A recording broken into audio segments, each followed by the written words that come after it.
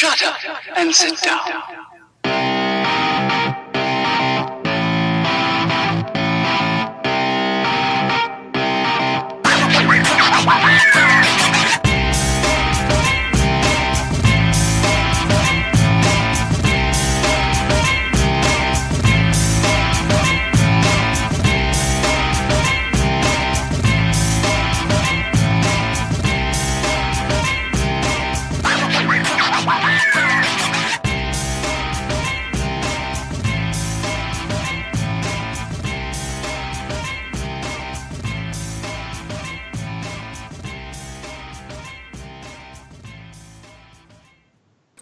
Greetings, Internet! Welcome to episode 164. Good God, that's a number that I never thought I'd ever say for this show of the Epic Fail Podcast. I am Draven Dresden. With me once again this week. You know, people, when Theory was taking over the technical hosting duties, I was the host, but he was doing kind of the server hosting because my internet sucked for a while. He would say, the man full of fail. And I know Totem did the same thing, and Cuddles has said the same thing about me. But whenever I introduce my co-host once again tonight, you're going to understand why I'm calling him the man of fail. And that is Galv. Hello. Hey, how you doing, Galv? I see you have good. interesting headwear. I went with my Zuba headbands. It's got my 5-year pin, my ETC pick, and my Silverbolt CTR scale. You guys don't have one of these? You gotta get one of these. These things are awesome. Anyway, yeah. How you doing? Other than real life stuff, which tonight caused me to be late. So late tonight was all on me. But yeah, other than that, you know. Thank you, chat room. Always knew Galv was special. Yep. He's definitely special, and by that I mean with the special spelling. But it's so okay. Yeah. I'm okay. How was your week? I mean, most of it. The only real noteworthy stuff has been in-game. I am currently exalted with 5 of the 6 Battle for Azeroth factions for the Alliance side. And let me guess, you're behind on Tortolans. Yes, I am about halfway through Revered on them, so I figure another week, give or take, depending on how many world quests I take care of. But I've been rocking the Tortolan contracts for just that reason. Yeah, I've got them going too. But I went from Champions contract, and so I got them exalted, and I switched it right away to Tortolan because I wanted Champions. Didn't know. Well, fun fact, hitting exalted with Champions does not give you a necklace eye level boost. Didn't know that. Otherwise, I would have taken it off. Out? What were you at? 365, I think. Somewhere around there. It's a good. There's got to be another mechanic baked in that's going to help with that soon. Yeah, they'll do something to be like, hey, here you go. It might even just be a buy it at Exalted or something. But if I would have known that, well, no, because I bought the helm because it was a 355, 360. I don't remember. It was a big enough upgrade that I was like, yeah, I want that helm. But yeah, we did some raiding this week. Alv, you were there. You know. Yep. Yeah. Yep. Did some raiding. 5 of 8 on week 1, first night. Okay. Yeah, we killed it. Night 1. We absolutely 2.5 hours. Yeah, 5 bosses. That's a boss every half hour. That's not bad. Yeah, a brand new boss every half hour average. And know, if you're in a Mythic Plus, or not a Mythic Plus, a Mythic raiding guild, well, I'll just use Method as an example because we are going to talk about Method later. One new boss every half hour on normal, they're going to be like we can probably clear normal in an hour, so that's nothing. But if you're not a World First guild and you might dabble in Mythics, a new boss every half hour is not bad. Yeah, we didn't get hung up on anything. I think did we even 3 pull was the highest count maybe? Yes, and I think that was the So- last boss. I mean, granted, I will say this: the next 3 will be harder than the first 5 put together, for sure. But still, Hydro Volunteer Fire Department on CTR is a casual AOTC kill. That's a hell of a first night. I mean, props to those guys. Yep. Yeah, We saw a ton of weapon drops. I did not get a single one. that's good. No, that's not good. I got yelled at for not having a weapon. Oh, not I got named because I didn't have a weapon enchant. Admittedly, I didn't have a weapon enchant, but I mean, I could go with the cheaper one, I suppose. Well, I think it's called all Gale right. Force or something like that. I'll get dad voice on your case this week if you're not packing. Yeah. Well, I have the enchant. I have it in my bag. I bought one because I found one cheap. My weapon is not good enough to put that good enchant on. So there's that. But anyway, we'll talk more WoW later. Yeah. Yeah. So yeah, we'll just go ahead and we'll just deal with that later. Gotcha. So I guess we'll just go straight to the show. Let's do it. Do it! Do it live! I mean, what the hell else are we doing here? Yeah, pretty much. Right. All right, so this is kind of WoW, but it's outside of WoW, the game, so that's why I'm bringing it up here in the Blizzard general area. The Warbringer Art, we mentioned that last week, the street art stuff. Well, someone did a new thing. Well, it's not a new thing, but it's new to the Warbringer Art. Did you back in high school, if you can remember that far back, Alf? Yeah. And I'm assuming you had to take at least an art class at some point. Yeah. Did you ever have like that piece of paper where it had a whole bunch of colors in the back, and then you painted over it with all black, and you had to scrape off the black paint? And that's how you drew the picture? No, but I've bought those books from my kids where you scrape to reveal the picture, and it's a rainbow-hued unicorn or whatever. Yeah, I mean, but you can scrape off whatever you want. Yeah, you scrape off whatever, and that's what you're getting. Well, someone did something similar to that with the Warbringers, like the Sylvanas in her Banshee form from the Warbringers, which you mentioned last week because I was going off on everyone else was facing. Yeah.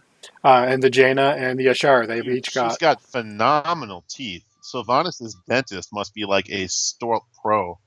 Just, whoo! Yeah, so they look kind of cool.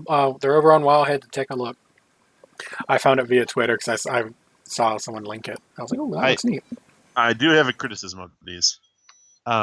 Because it looks like they were generated on the computer, some of the color textures they use look like bits of old quilts that have been like cut up and thrown on a...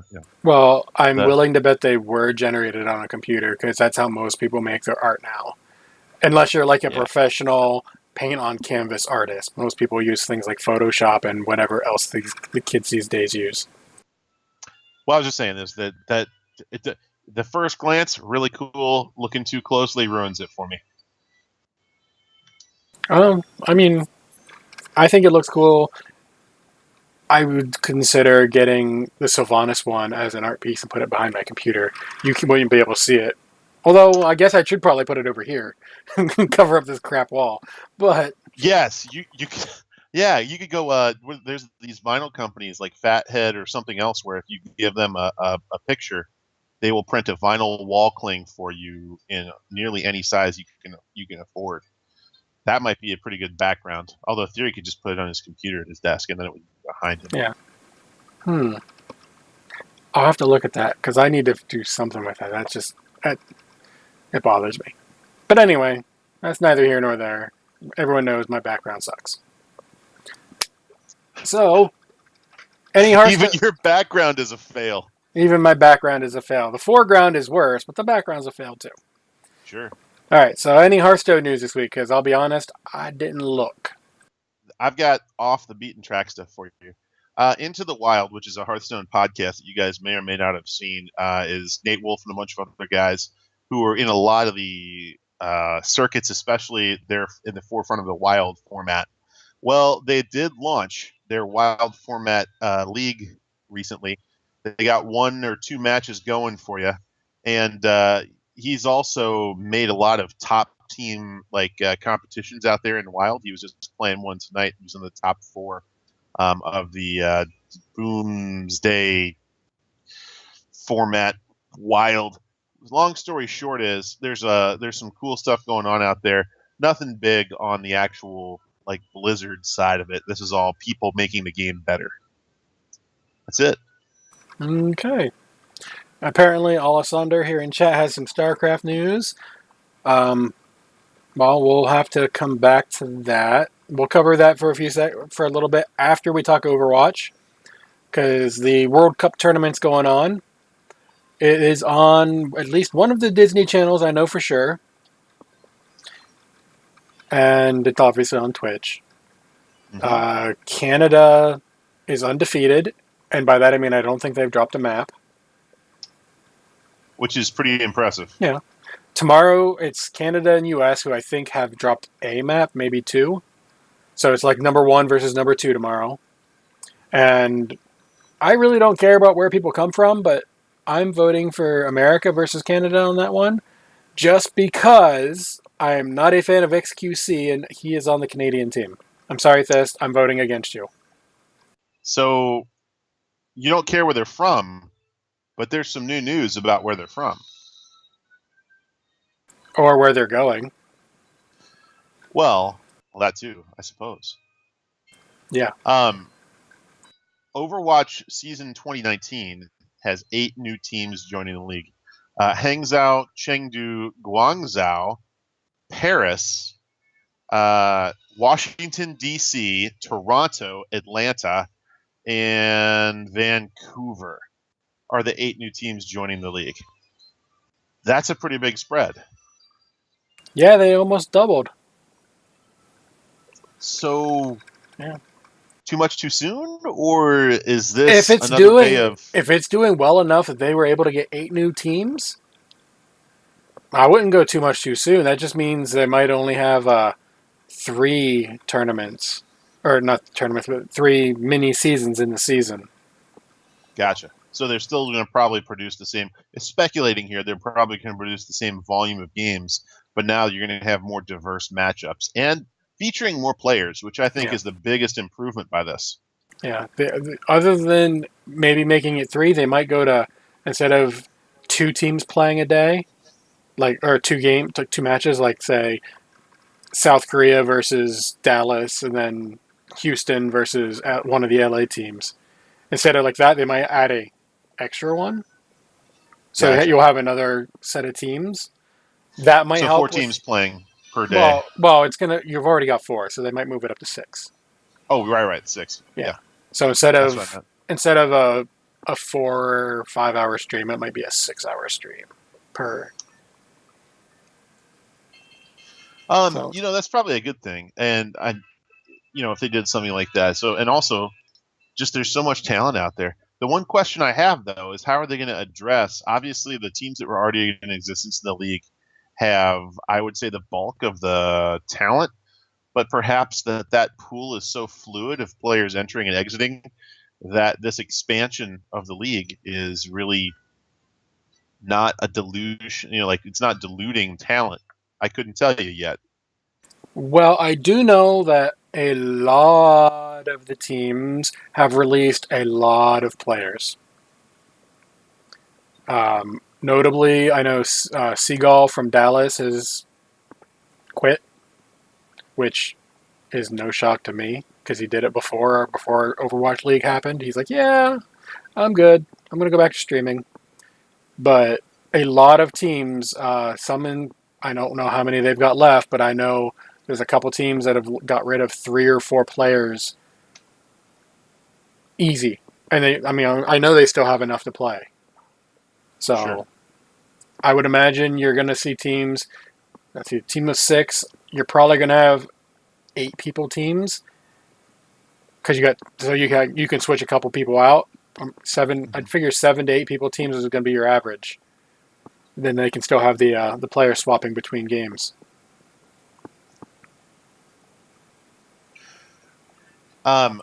something else that I noticed today, unless you got anything else on this front, was you said where they were playing. Now, was that an intro to the 8 teams, or is there an update on the locations where these games are being played? Well, when I said that, I was talking more in terms of the team versus America. I live in America. That means I should probably root for them versus Canada, and that's not what I.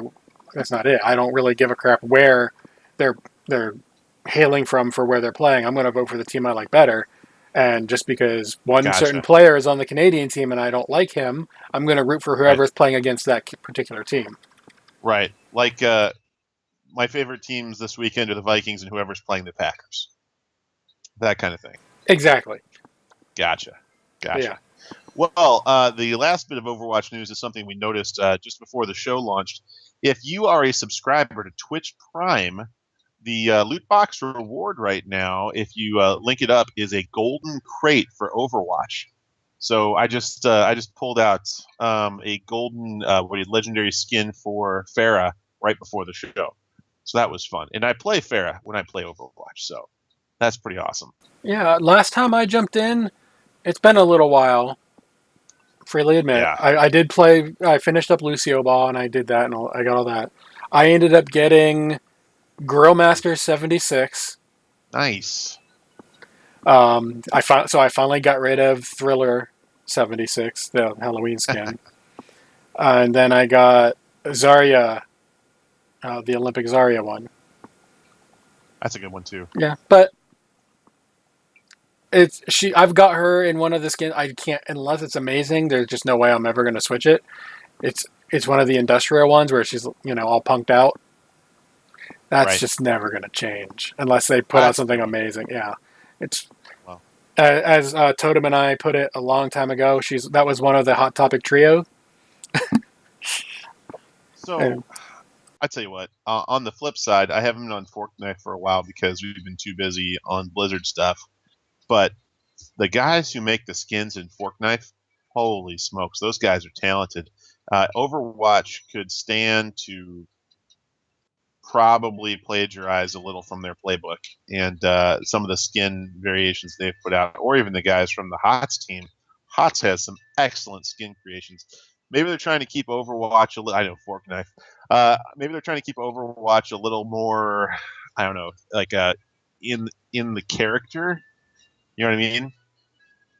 But possibly, because Here's the Storm stuff is like wacky and fun and cool. Overwatch has been pretty.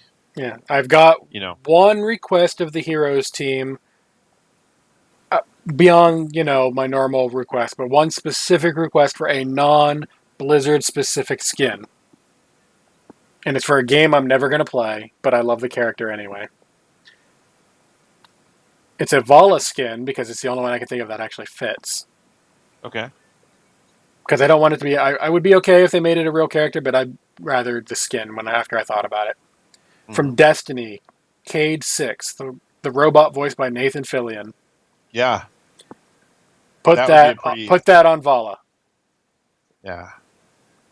What about Greymane? He turns into a wolf though. Yeah. Yeah. Vala is just a shooter, so that'd be a good one. That's the best fit I could think of outside of giving him his own hero. They should splash some Destiny skins, maybe not characters, but some Destiny skins into Heroes of the Storm. Why not? Like you said, I'm completely biased on this. I'm a fan of Nathan Fillion. That's the only reason why I want to see it. But I want the skin to have a special. It's got to be an epic skin. He comes in and he does the voice. That would be funny if he did Vala's lines in his voice. Well, he'd get his own. They'd give him his own lines as Cade, but yeah, that's the one exception that I can think of that I'd be okay with it being a non-Blizzard property to be used. Here's what I'll say. Yeah, it would have to be his voice. Because we didn't have any Heroes of the Storm news, we've just created some Heroes of the Storm news for your benefit. Enjoy. Well, they're heading towards the Crucible. Nothing set in stone yet, but there's a few, yeah. But the Crucible is pro teams might not stay pro teams. The amateur teams might not stay amateur teams. It just depends on who fights who and who wins. Right. Same as every time. But yeah. And Alessandra has not got back to me with StarCraft news, so She might have done something here. I Doesn't she went have a little... I went looking. I don't see any news Hold on. from her. I'm going to her page. Going to her Ollie page. So, oh, let's see. Pylon show. I know she Based on- just got promoted to be. She mentioned it.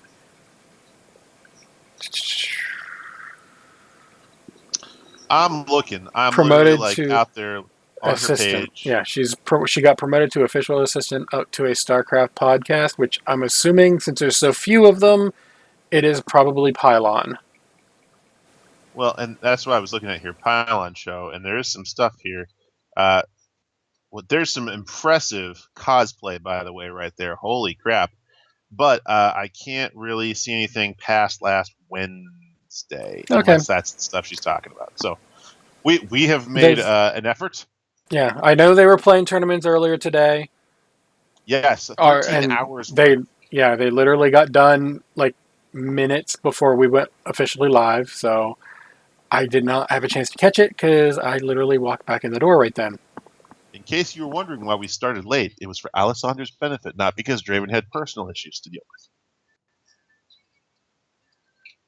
Okay, we'll go with that. We'll blame in Alessandra. chat. Now Alessandra says, "Look in chat." Okay. Oh, what chat? Okay, she just sent it to me. Is it spectacular? Is it mind blowing? I want to look now. Okay, so I didn't see anything in chat, but let's see. Show questions. Maru. Show questions. I see something in show questions. Okay, why did it not pop up? I don't know. It is if you're into StarCraft. Okay. Yeah, I don't see it. Anyway. Oh, I see. Hooray for editing. Overwatch for the Nintendo Switch is feasible. StarCraft 2 is not. Yeah, that was from last week. From last week, okay. I'm not seeing anything in the chat channel. Well, she sent me a DM. Let's see. Maru defeated Zest, advancing to the finals against his teammate Ty. Because Zest, who's gonna vote for Zest? Soap fans. Gotcha. Mm-hmm.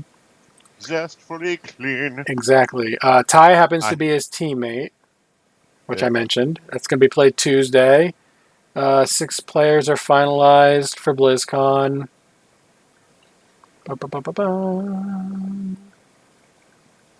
Scarlet is on her last legs for the year. She's got to win or she can't go to BlizzCon.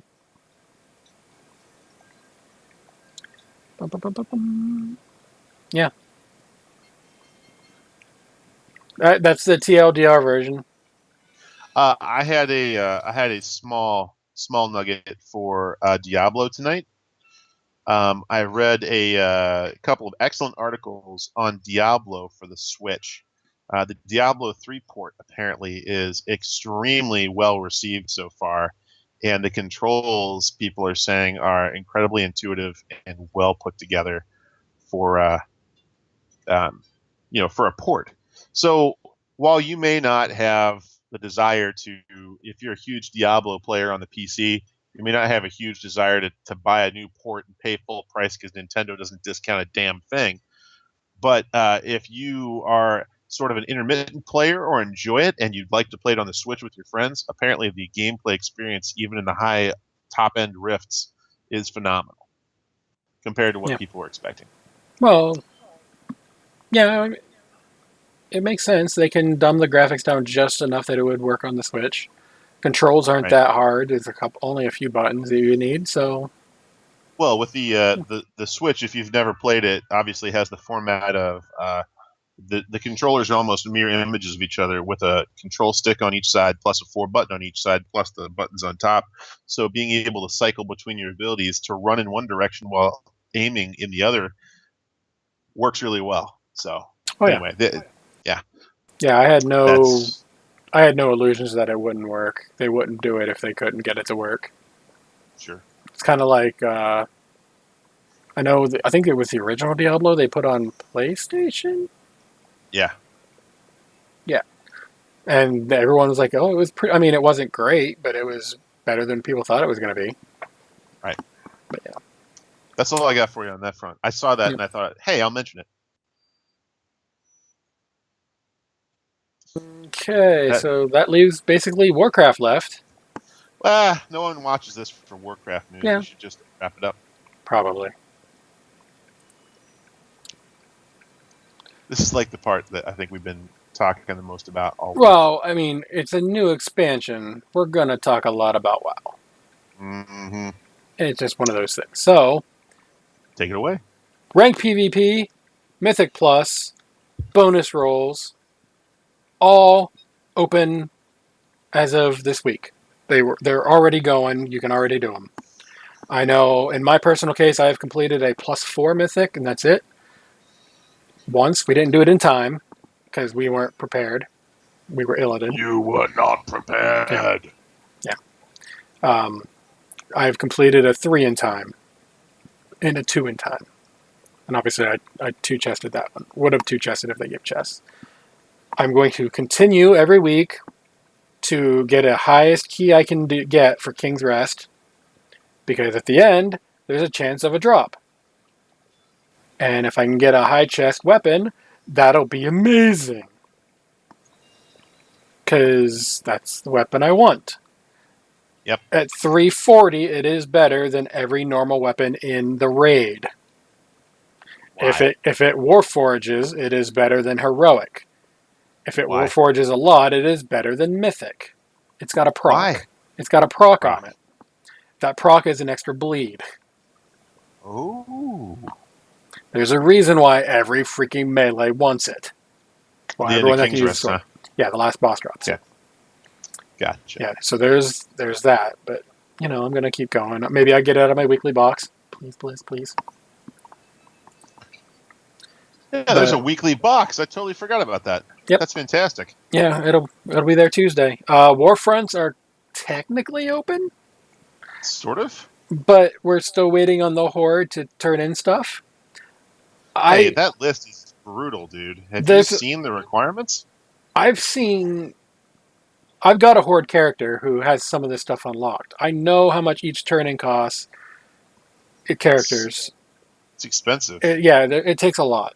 So I'm not surprised it's taken this long. However, I am thinking, what if every Horde just stops? They're just like, it's not going to be worth it. I have this feeling the number would still go up because it's gone up a certain percent-ish every day. Don't you think that's merely a function of the global average of people turning stuff in? I'm thinking that the number goes up every day, no matter who turns what in. Because it's a regional unlock, so it's all of NA unlock is getting it. So obviously the numbers from the beta and the PTR are going to be different because this is live. There's more people. They had to make sure it worked on the beta and PTR, so the numbers were way down, and now it's turned way up. So it actually takes a while. I'm thinking it's going to be an every other week thing. Like Tuesday, boom, Alliance get it. Next Tuesday, boom, Horde gets it. After this scenario. And then it'll go back and forth every Tuesday. I don't know. I mean, is it a farce? Is it a lie then? I hope it's not. You know what I'm saying? This is my cynical mind working that's what it is. And no matter how many people turn in, it's only gone up X percentage. Like the first day, it jumps up a lot because that's when it would jump up a lot. And then it just kind of slows down. And then on Tuesday is when it hits the 100. So, to give you an idea, I'm just going to read down the list. For Herbalism and Alchemy, Steelskin Potion, 20 Coastal Mana Potions, 60 Siren's Pollen, which I think is the big drain there. Because Siren's Pollen in that quantity is a huge ask. Like, that's going to crush the market for Siren's Pollen. I know that because I do alchemy. Mining and Blacksmith, 60 Monolite Ore, 2 Mono-Hardened Hoof Plates, or a Mono-Hardened Stirrups. Engineering, 3 Frostlace Ammunition, 6 Crow's Nest Scopes, or 2 Incendiary Ammunition, Cooking fishing, 30 seasoned loins, 60 meaty haunches, 60 great sea catfishes. Inscription, 3 war scroll of battle shot or 3 war scroll of fortitude. Skiing leatherworking, 2 drums of the maelstrom, 60 coarse leather or 2 coarse leather bardings.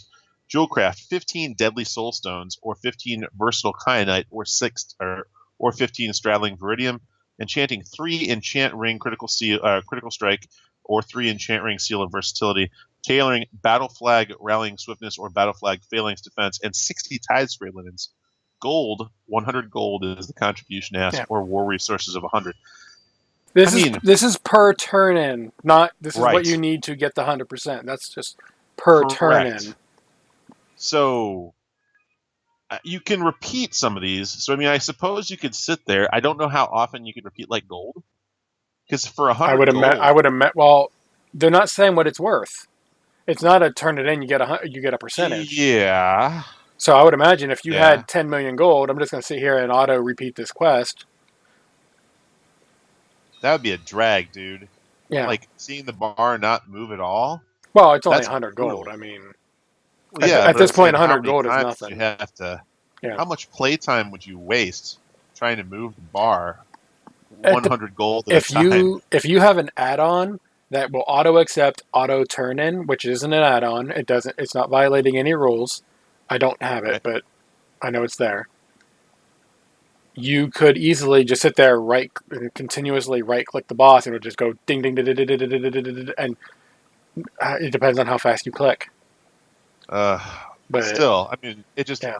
Some of these resources, the gold one, I know people are sitting on huge war chests of gold.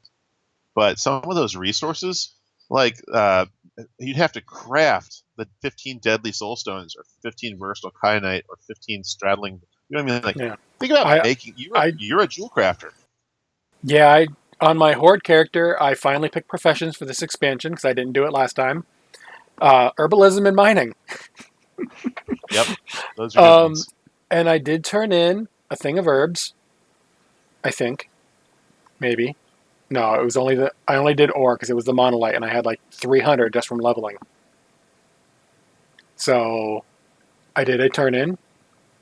I was like, okay. I looked at how many war resources I had. I looked at how much they wanted. I was like, okay. I got rep with the how much? Not a lot. Okay. It was a world quest, basically. Maybe a little less. Yeah.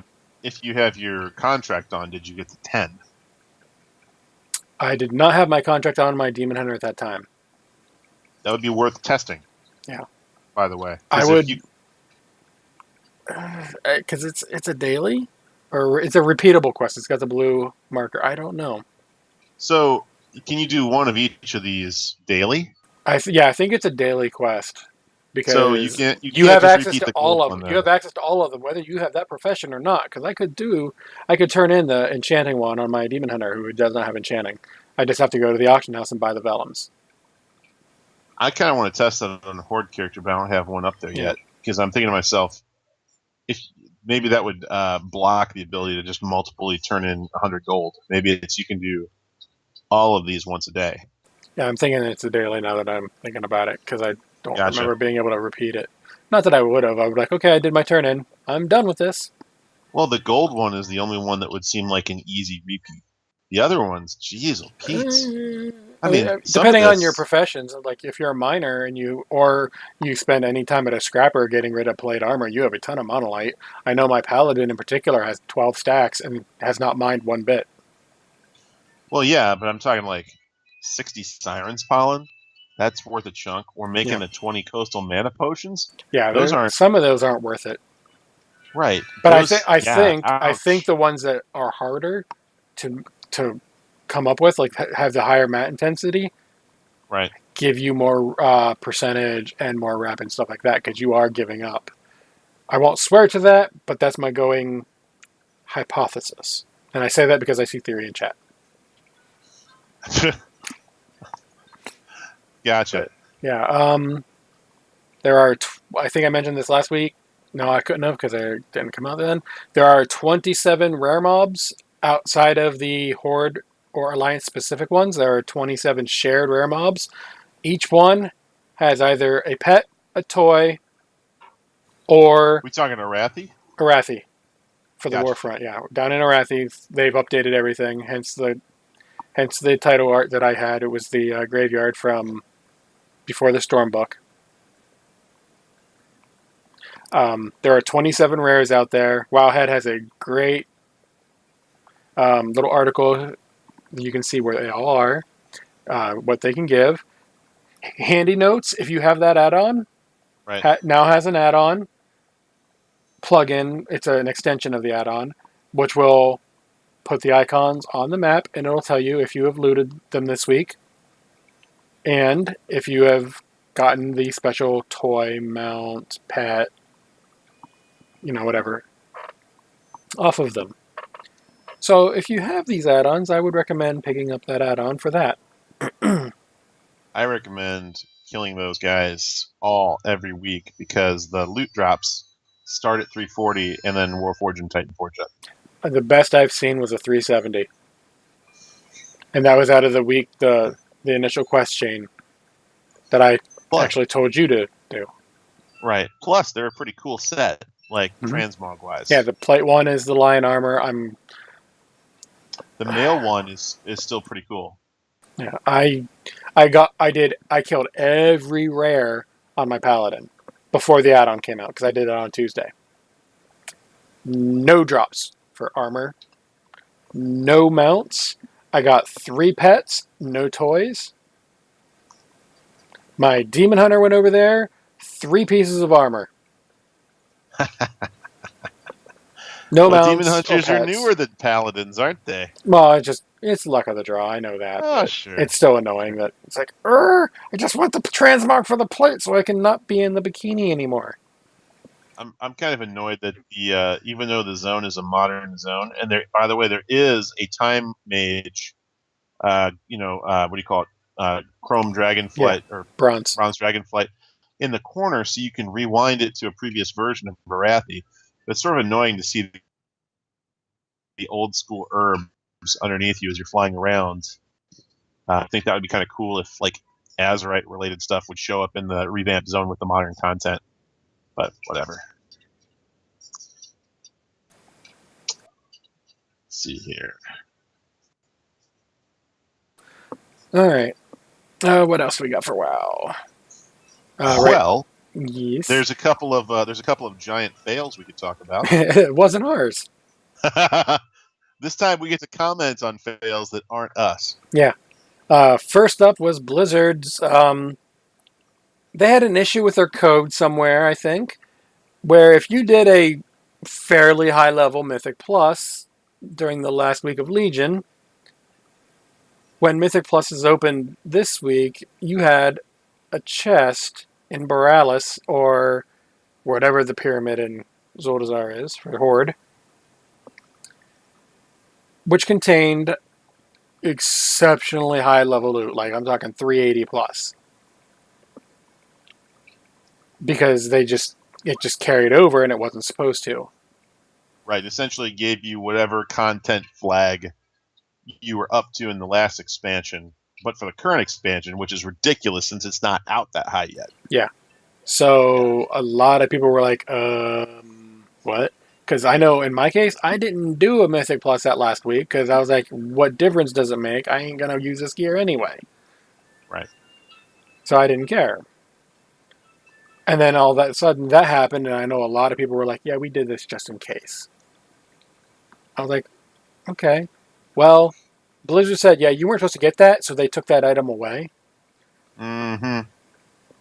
Which is good, because that would have people would have thrown a fit. They were like, no, that's, especially for the world first people, that would have been nuts.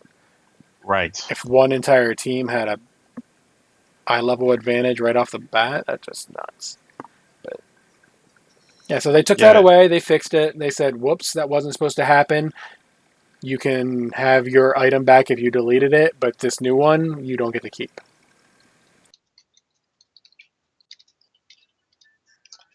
Speaking of you don't get to keep it, there's another little nugget on the list.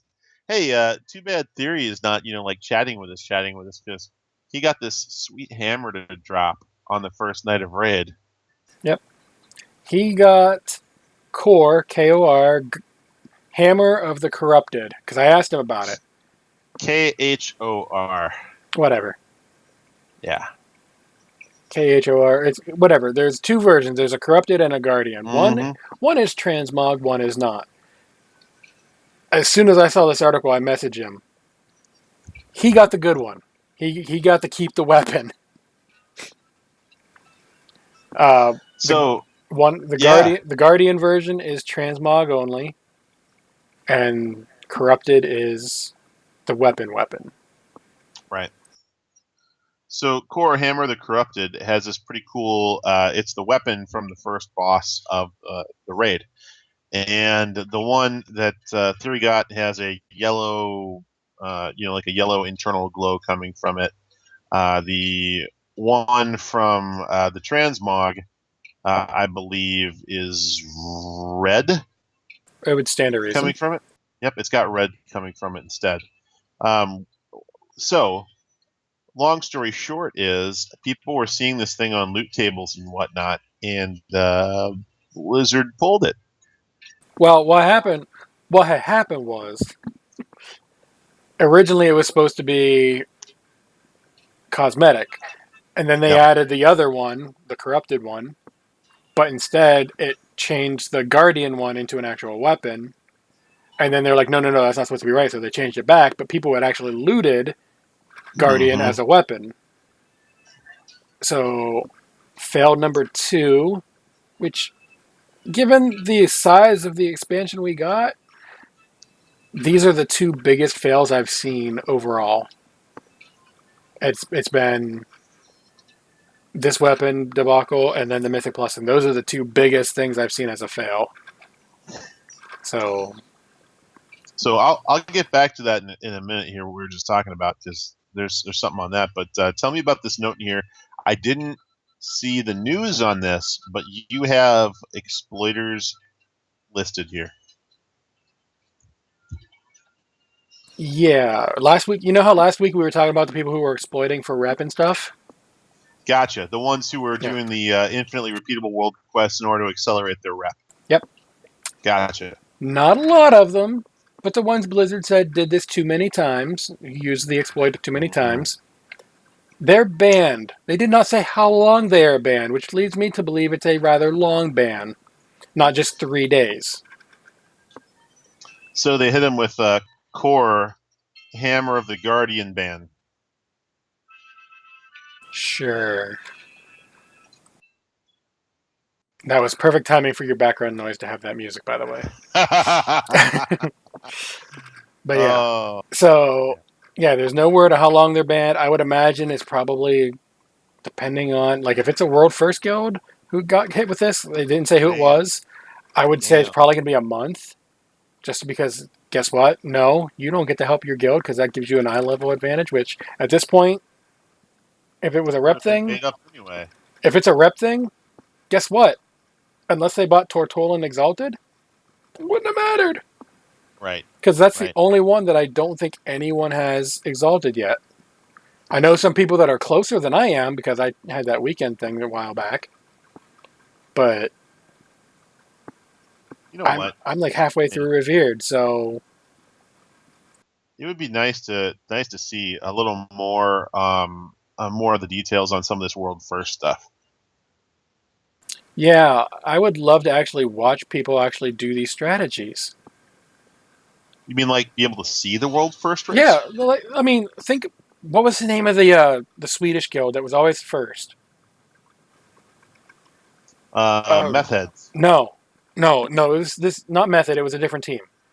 This is something, they were all Swedish, they had to speak Swedish. Paragon. I would have loved to have been able to see, even if I wouldn't have been able to understand what they were saying because I don't speak Swedish. Yeah, but we used the Russian one. Who's the Russian one that we used the add-on from? Exorcist? Yeah. Even them. Anyone. I would have loved back in the day to see these people stream their runs because, not only you get to see the pros do it as they're doing it, but you can actually maybe get some hints as to what it's like to be in that kind of an environment. Because Alas, whenever they release their video of their kills after like 2-3 people kill it, all you get is usually you get a preview of, yeah, we did it. unfortunately, all we get is early morning, right after the servers came up, runs of Asmongold yelling at people he's known for years about being terrible, trying to get world first on normal or whatnot. I'm not a fan of his, so no. But as of this, whenever Mythic unlocks in Raid, if you want, I don't know what channel it's going to be on, probably Method. Since we're saying Method themselves will be streaming their mythic rating, world first race. They're streaming the whole thing. Big time news. Yeah, big time news. I saw that and I was like, holy crap! Tuesday, September 12th, coming up. Method's main Twitch channel will be showing the race from their perspective. Okay, well, first off, it's going to be Wednesday the 13th, so they were a little off on that because their reset is a day later than ours.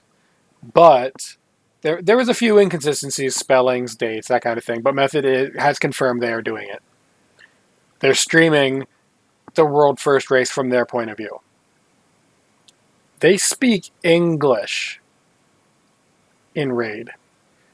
So if you don't speak any other language than English, you can watch this and you can see what it will be like in their raids. Will it be the same as normal? We don't know. They're apparently putting a ton of extra effort into this too. They're going to use all sorts of high production value. There's going to be people streaming from different points of view. Red Bull will be having a curated stream with key Method raiders and commentators live from their Gaming Sphere studio in the UK.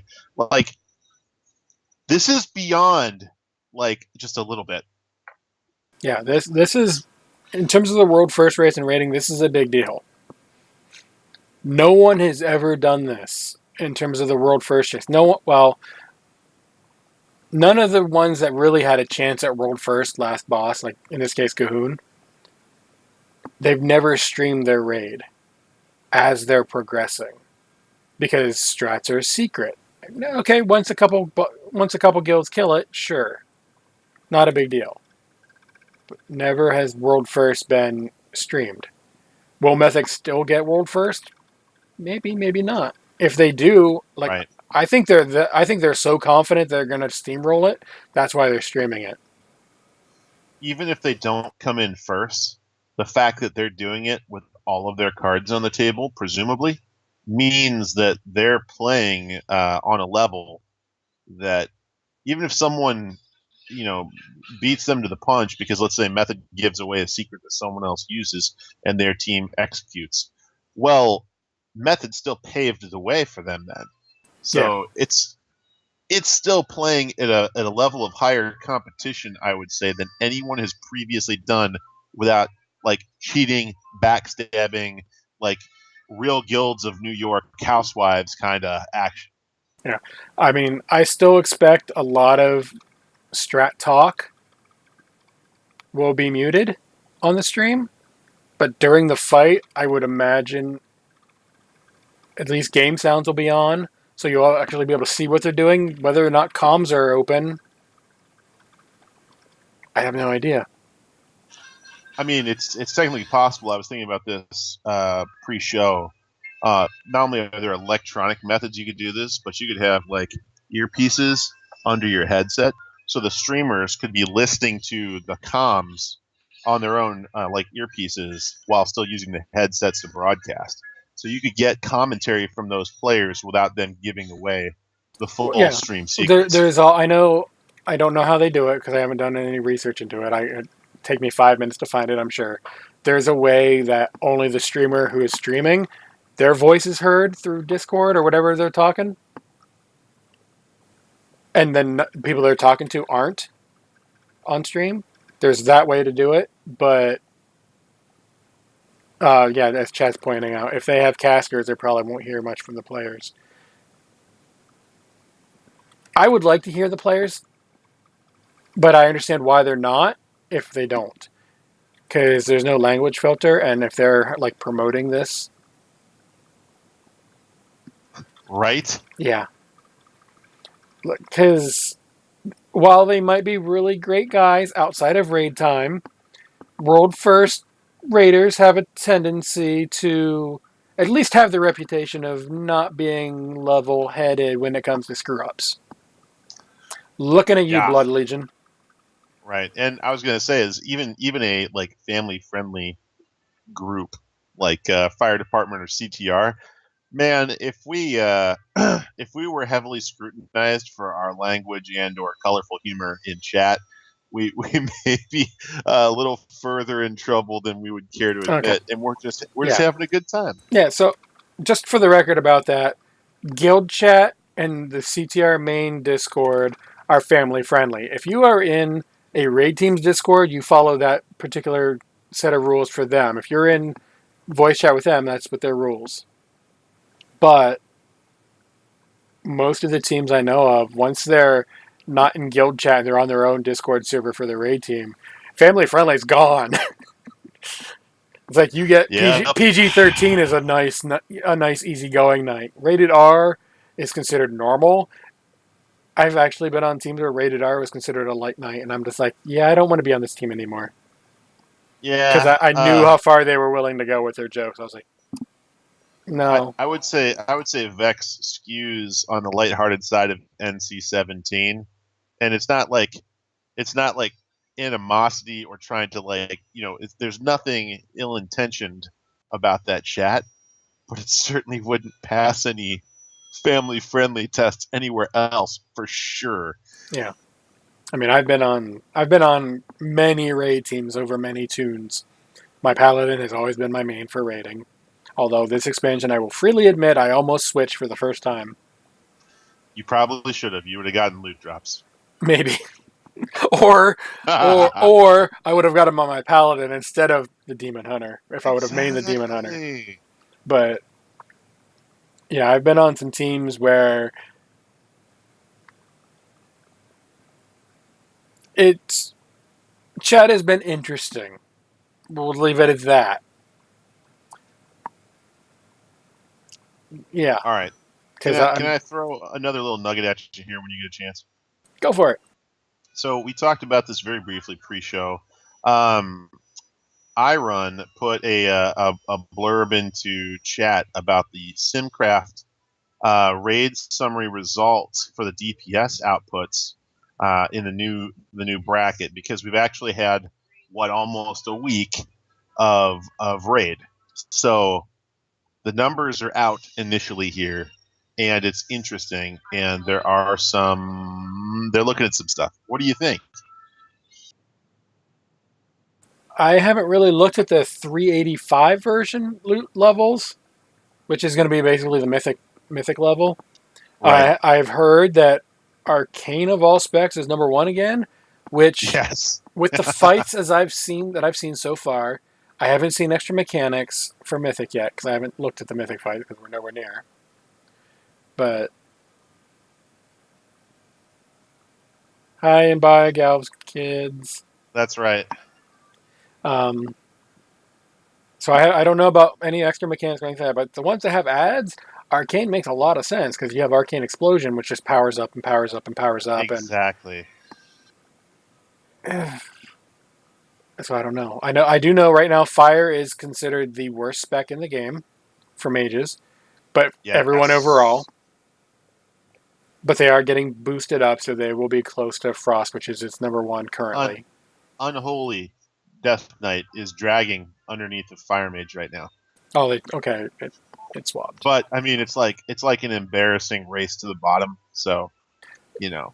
So it's probably a good thing that I didn't level my Fire Mage yet, because I won't play Arcane or Frost, because I hate the playstyles of both.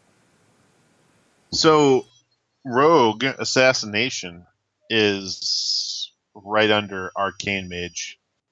I'm not surprised that one of the rogue specs is up top. I Yeah, mean, and if you have two versions of Rogue for balance. You have, we're going to DPS the crap out of everything, and, oh, we have to soak something, let's bring some rogues. yep, subtlety is so rogues have number 2 and number 7 on the list. They're really heavy at the top. Hunter, the other notable is survival is significantly ahead of the others.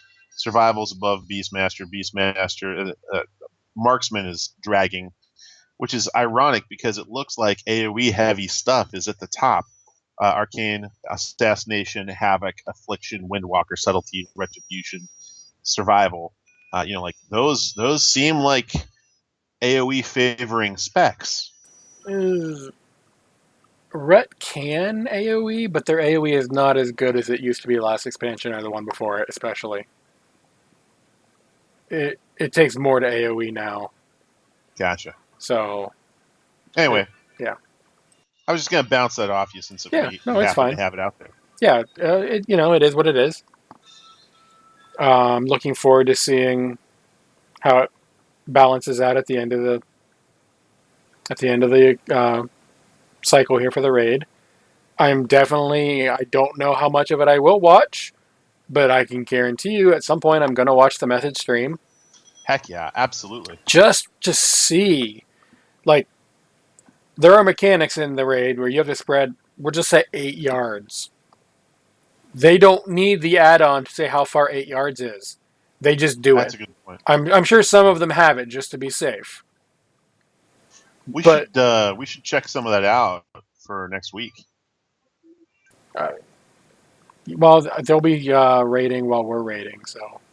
No, I mean for next Saturday. Like we can. Yeah. Yeah, Yeah. I'm checking at least a little bit of it out. Presuming I have the time. Gotcha. Which I should, because I can always get it on my phone when I'm out. Maybe. I'll have a little bit at least. But yeah. Yeah. Go Tortolan. Another turtle made it to the ocean. Oh god. Did you see that someone actually got that tattooed on them? Yes. I'm the one that posted that. Well, I saw it in another Discord it's not first. me. It's not me. Yeah, I saw it in a different Discord before you posted it, so I didn't know you sent it. But my first thought when I saw that was the cycle of life can be cruel sometimes. Which is what she says when enough turtles die. That belongs on a button bar right next to "You are not prepared." I just saw that they got a picture of a turtle, and then another turtle made it to the water, and it's a tattoo. I don't know if it's real, but it's there. And my first thought is, if it is real, the cycle of life can be cruel because they're gonna hate that they have that in like 6 months if they're lucky. Yep. So. At some point you don't need to do the Tortolan faction anymore, except to do the emissaries. But I have a feeling that as much as that it tickles me now to a degree, about a month from now, the last thing I'm going to want to do is go shoot more seagulls and crabs down. Yeah, they've got the shell game and they've got the little maze game, which they've taken a little bit of the lag out of. So that's nice. Yeah, that's true. And by the way, there's a second maze game. There's a totally different maze if you go to Zandalar for one. Oh yeah, I think there's 3 mazes total. I think I've seen 3. That's amazing. I know. That's amazing. But yeah, at this point, I'm doing, because I have the Tortolan contract, I'm doing it every world quest I can find, with very few exceptions. Like if it is pure rep for whatever faction that I'm already exalted with, and that's what the bonus rep, like it'll give you this rep for this, and the reward is the rep for that. Then I might not, because it won't be really worth 10 rep, and that's it. Yeah. But being exalted with everyone, if it gives me artifact power, war resources, piece of gear I can scrap, gold, I'm trying to do those world quests because it then becomes worth, because it's other stuff too. But yeah. And with that, I believe, unless you have anything else, that would be a show. I've got nothing aside from shout-outs and whatnot. Yep. Well, I was getting there. I just didn't know if you had any more news. So, shout out, since you mentioned it. Do you have any? And how do people get a hold of you online? All that fun stuff. Well, you can catch me at Twitch TV/Galvanid. And I'm back on because raid nights have kicked up again, and we'll be doing 4 nights a week, more or less. There's a couple of nights where I've got some events going on, but yeah. And then shout outs. Really, first of my mind is the raid teams. Vex did a really good job this week, and I'm super pumped. Like we were talking about early in the show, fire department. Holy crap! 5 bosses, half hour on average, in a 2.5 hour raid. First night out of the gate. It's going to be hard to follow that up on Monday, but we might, maybe. I mean, I'm not saying we can't. I'm just saying that after that kind of hot start, I'm just happy with the raid team's performance. Everyone was hitting on full cylinders. How about you, Draven? In terms of shout outs, honestly, I'm just going to give a shout out to everyone who's been willing to deal with me saying, King's Rest, I want to go to King's Rest. Maybe tomorrow. Find me tomorrow. Well, I'm saved this week. So unless it's a mythic like +4 or 5. Oh, I suppose, right? Yeah, because I'm already saved and like I'm willing to go and help people. But the problem is I'm already saved, which means even if I could change, like if I could hand gear over, I can't hand gear over because I'm not going to see any. Right. So I'd literally be there just as I can hit things. Okay, so see me next week. Maybe we'll find some more King's Rest for you. But I will give a shout out to the 2 feral druids that I did my island expeditions with. They were complete pugs. I just went and did a heroic one, and they were like, you hit stuff really hard. I was like, and I looked at because I have details for DPS. I was like, yeah, you guys are doing pretty good too. They were like, when I joined our group, and I noticed that they were on a team. So they duo queued. I was like, yeah, we can do that. And we just boom, boom, boom, boom, boom. We did like 4 or 5 heroics straight. And we just plowed through it. It was amazing. That was all kinds of fun. We just... Fantastic. Yeah, I mean, Feral being lower on the thing, I didn't look to see their gear. I would imagine they had some decent gear on them if they were keeping up. So, unfortunately, I don't remember their names because I really wasn't paying attention. But, shout outs to you guys. Thanks, that was fun. In terms of getting a hold of me, at Draven Dresden, over on Twitter. Easiest way, honestly. Let's see. One thing I do want to mention, barring family emergency on my end, I'm going to be on the Game Case tomorrow night.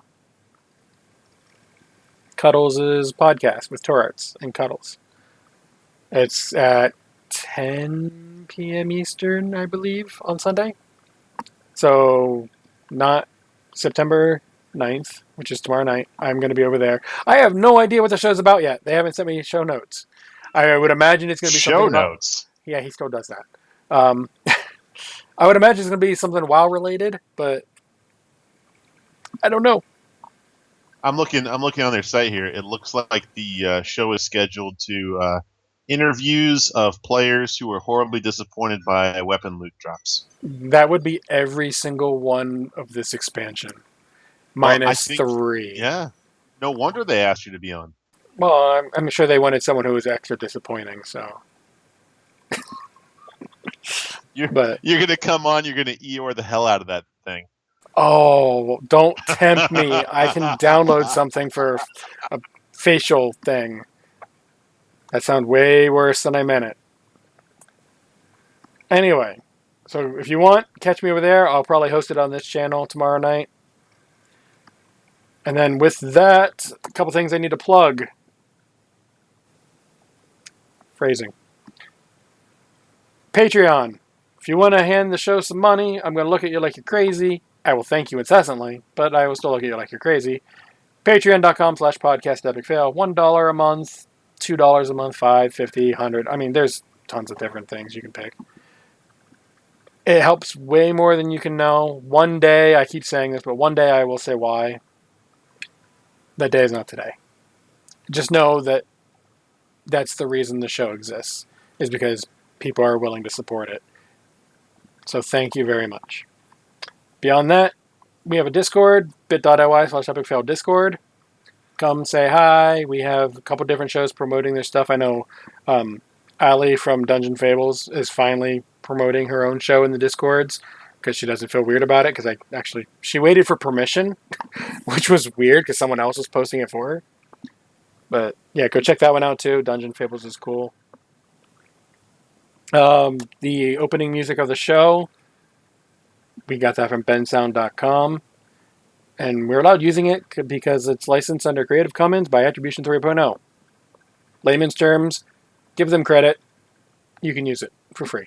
There's some paid ones over there too, but this is a free one. And so with that, I guess that would be a full-on show. So Galv, any last words? Another show made it to the water.